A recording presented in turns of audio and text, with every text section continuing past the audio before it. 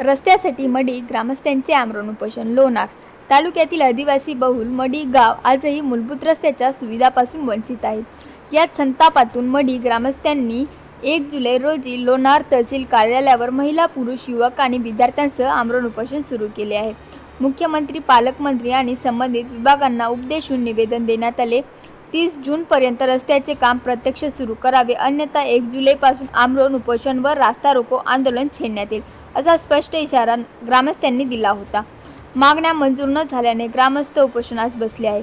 मडी हे आदिवासी बहुल गाव असून गावात केवळ 4थी पर्यंत शिक्षणाची सुविधा उपलब्ध आहे. पुढील शिक्षणासाठी विद्यार्थ्यांना बाहेर गावी जावे लागते. मात्र रस्ता नसल्याने अनेक किलोमीटरचा पायी प्रवास करावा लागतो.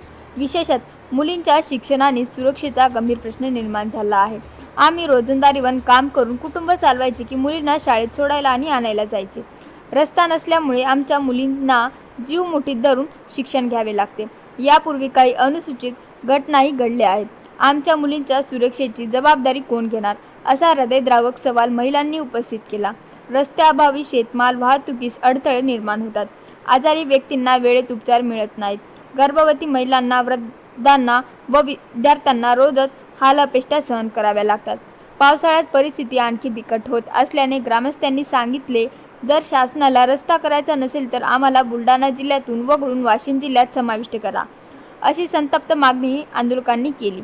मडीच्या नागरिकांचा प्रश्न केवळ एका रस्त्याचा नाही तर संविधानाने दिलेल्या समान विकासाच्या अधिकाराचा, स्वातंत्र्यानंतरही मूलभूत सुविधांपासून वंचित असलेल्या आदिवासी मडी गावाला रस्ता मिळेल का, हा खरा प्रश्न निर्माण होत आहे.